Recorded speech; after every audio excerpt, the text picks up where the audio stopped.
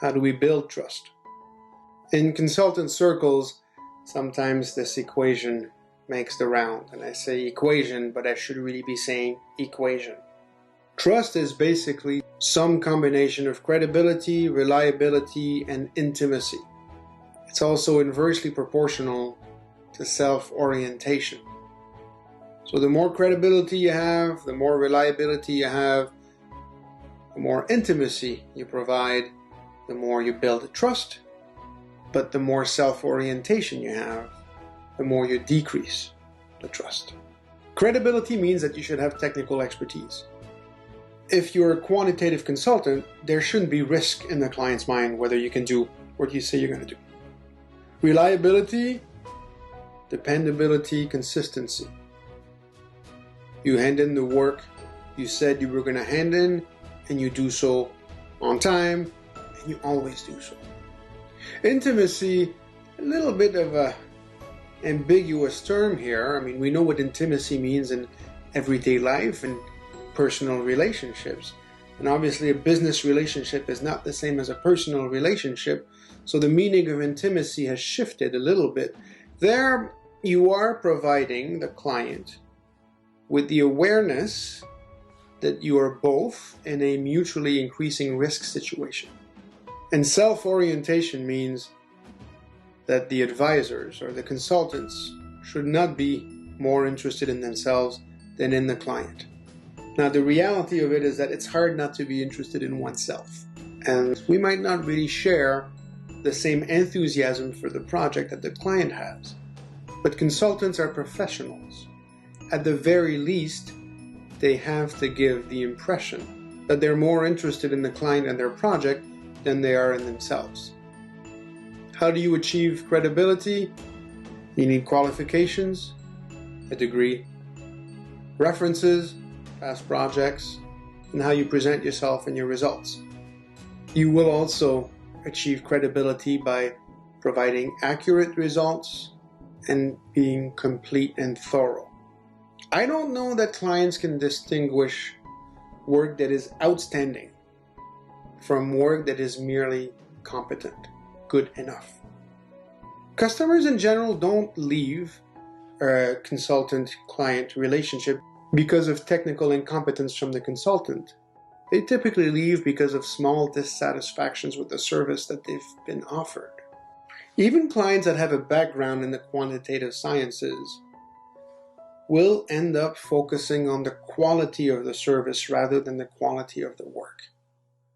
That is a difficult lesson to learn for quantitative people. We think the work is everything, that it speaks for itself, but in the business relationship, it's quality of service that wins out. Reliability can be demonstrated as you have more and more interactions with the clients. Your behavior should be consistent. A lot of your focus should be on providing the services on time, on spec, and on budget. On time and on budget, we know what that means. On spec is, well, you're doing what you said you were going to do according to the proposal or if you provide what you're supposed to provide. There's no harm in providing a little more if you're the one who decides to provide more. If they ask for more, then you have to worry about scope creep, but you can give more than what people are expecting. You can exceed expectations. Why is it that reliability is so important? Look, marketing is painful, it's expensive, and it is not usually very efficient. Potentially the best marketing strategy is to provide great customer service. And this isn't something you should do just for clients that have a chance of becoming repeat clients. The clients that don't take on a second project or third project, either because they don't have a project or they don't have the funds, they will be references for your future projects. They should be able to say to prospective clients that you are excessively reliable, that you do what you say you're going to do. You do it when you say you're going to do it, and at the price that had been agreed upon. Intimacy. Here I'm going to relay what the experts say, but we'll discuss how likely that is to be applicable in practice a little bit later. Lack of intimacy is a common failure in building trust. One of the ways in which you can bring clients and consultants together is through mutual increasing risk.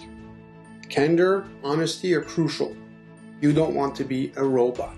You also don't want to be a Sheldon. We've talked about this. The experts say that you should strive to become the client's friends and their confidants. But you have to be careful. There are power dynamics at play, and the potential for abuse exists. Self-orientation is the greatest source of distrust. Quantitative consultants should not appear to be more interested in themselves and in their clients. And the best way not to appear to be more interested in yourself than in your clients is by not being more interested in yourself than in your clients. The client is always right. You've heard this before, and it sounds frustrating because there's so many instances of unreasonable client, not necessarily in the consulting world, but just in general. The client is always right even when they're not right. So you don't ever tell the clients that they are wrong. You provide alternatives, you give them an out, but you should never tell them, you are wrong and I am right. Flexibility is your ally, right? There's going to be instances though where you just decide to walk away. I think what people really mean here is that the true needs of the clients should be placed first. At the very least, they should come before your desire as a consultant to create a monument to your own technical ability. It doesn't matter how smart or clever you are, if you're not helping the client, if you're only interested in padding your CV, the client will smell that. That will come across as self-orientation on your part. You will not be trusted. The experts say that it's more profitable to sell a new set of services to a customer that already is one of your customers than to sell a first service to a new customer. It's more expensive, marketing-wise, to get a new client than to keep an old one. With an old client, the trust has been built. You can presumably move on to the quantitative part of the process quicker and sooner. You still have to maintain that trust, but you don't have to build it from scratch.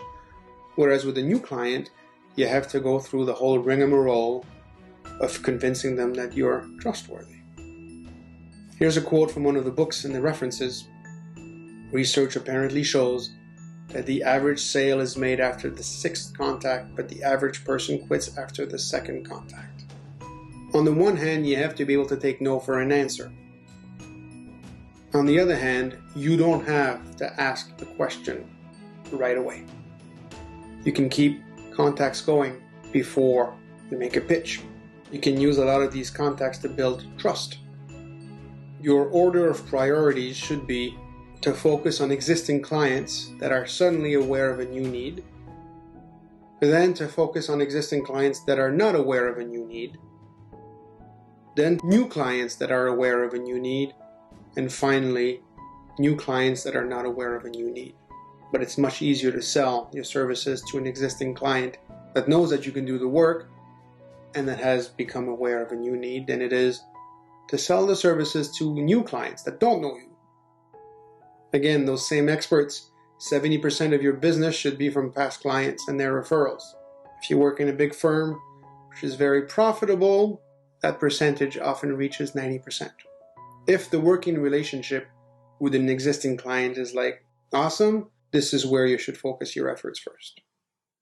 Efficient business development requires you to deliver on the projects that you have in the pipeline for these clients, and then to keep in touch. You don't have to keep on working with the same clients.